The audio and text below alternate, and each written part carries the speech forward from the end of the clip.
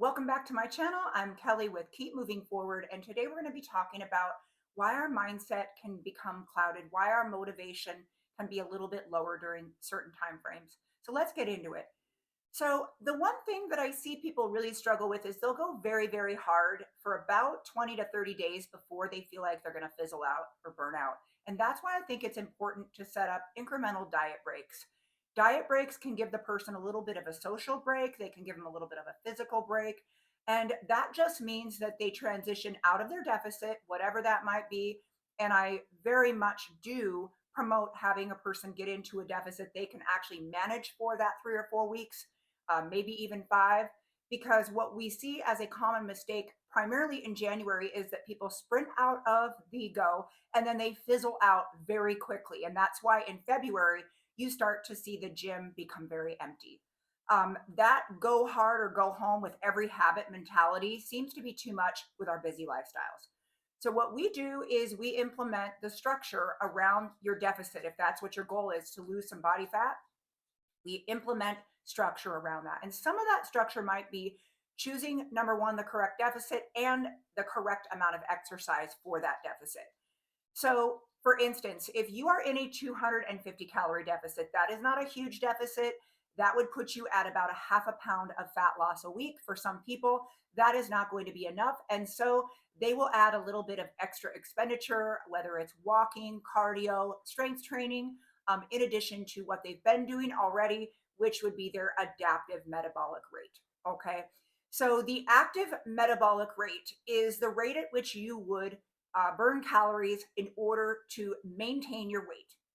Now, the resting metabolic rate is oftentimes overshot. And I find this with people that come to our program and do not have the correct active metabolic calorie intake, meaning they do not know how many calories they need to take in at rest in order to maintain their weight because they've been all over the board with their calorie intake. So some days it's really high, some days it's really low.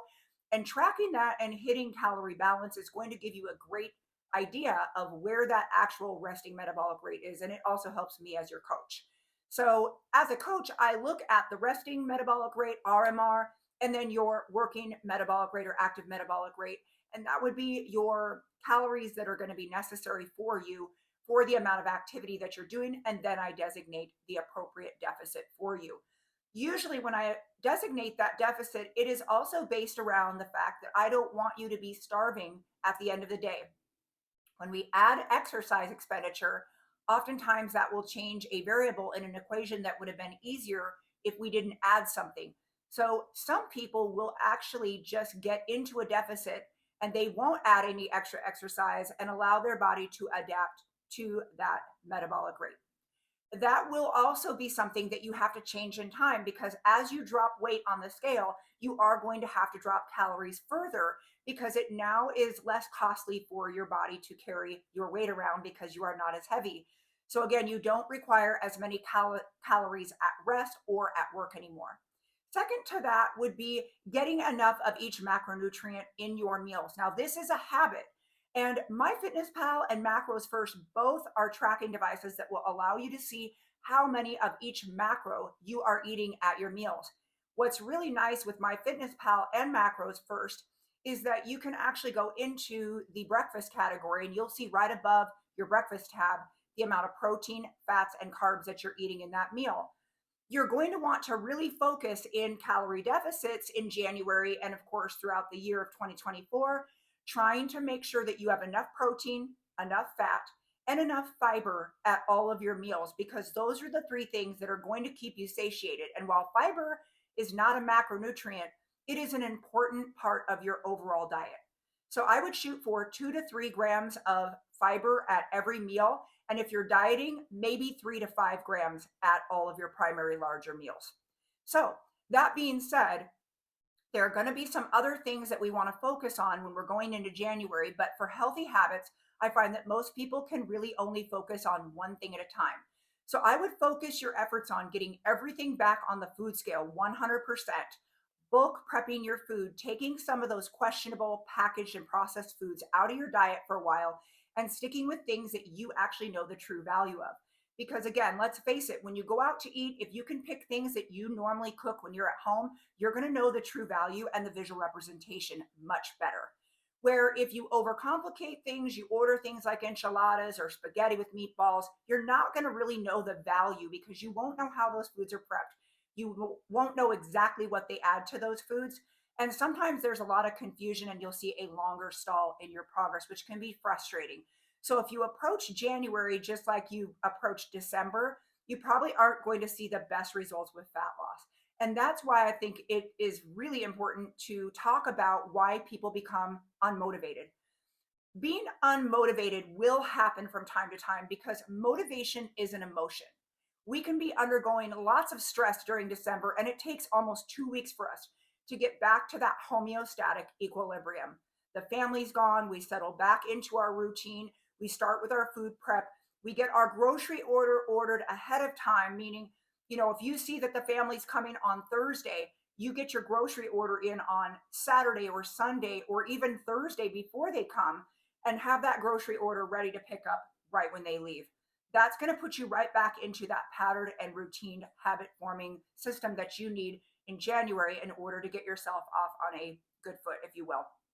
The other thing I see people struggle with is not having go to items or items that are really easy to grab and go, like protein bars, protein shakes ready to drink, the ones that are already pre-mixed, like the Premier Protein Muscle Milk, the Shamrock Farms ready to drink protein shakes. So these protein shakes are going to really, really help you if you get in a bind and you know that you're behind for the day. I love Perfect Bar and Built Bar and G2G Bar and a couple of the other bars because they are quick and on the go and they will fill about 450 calories for you depending on which one you select and combine with a protein shake. So if you have to supplement, I would stick with the same things and make it stupid simple for yourself. The more stupid simple you can make things in January, the better success you're going to be. And then you're going to want to try to shift gears a little bit into a maintenance phase. And maybe you enjoy some of the things that you didn't enjoy for the first 3 or 4 weeks of your deficit in your maintenance phase. Now, switching to a maintenance phase or a diet breaking phase can sometimes only last a week. It is sometimes only 4 or 5 days. It's really just dependent on the person's overall goal and how quickly they have to get there. So if you have a goal of getting to, say, 5 to 7 pounds of fat loss, you're probably going to need to do a week diet break at about week 4 or 5. Until you get to that place, you're probably not going to see that 30 days is long enough of a consistent time frame to adopt these habits, get everything back on the food scale, and start seeing a trend of a half a pound to a pound and a half of fat loss each week. Now, again, there are time frames where we don't necessarily see that fat loss until we reach the 7 to 10 day marker. And that's one thing that I think people get, into their brain and they have some sort of unrealistic expectation with is, oh my gosh, it's been 7 days and I haven't seen the scale drop down yet. Well, give it another 3 or 4 days of consistent habits and consistent eating and putting everything on your food scale, and you will usually see that midweek low. The only reason we wouldn't see that is if you have some errors in tracking. Maybe you have a little bit of extra stress, you didn't sleep well, you've added more activity that's going to be adaptive, that's going to change the equation just a little bit. And those are things that you shouldn't get stressed out about. If you feel like you need to take a break from weighing yourself every morning, that's also something that I would highly recommend that does oftentimes bring motivation back where it needs to be because it can be daunting to weigh yourself every single day just because you're in a coaching program. If it starts to upset you or make you feel less than by weighing yourself every morning, take about 4 or 5 days off from weighing yourself, get a good 2 or 3 scale readings, and get that data into your tracker so you have that information not only for yourself to analyze at the end of the week, but also for your coach. Now, our coaching program in particular, we are very flexible. We like to go based off the person's biofeedback each week, which would be stress level, how is your digestion, what's going on with your energy balance, how do you feel with this amount of calories, do you feel energized throughout your workouts or are you kind of tanking, how's your sex drive, how's everything going with your normal daily functions, are you feeling good energy throughout the day, have you been in a deficit for too long and you're needing a little bit of a reprieve or a refeed, refeeds are actually a great time frame just to have some extra carbs Friday, Saturday, Sunday, or even Saturday, Sunday, or whatever the person needs.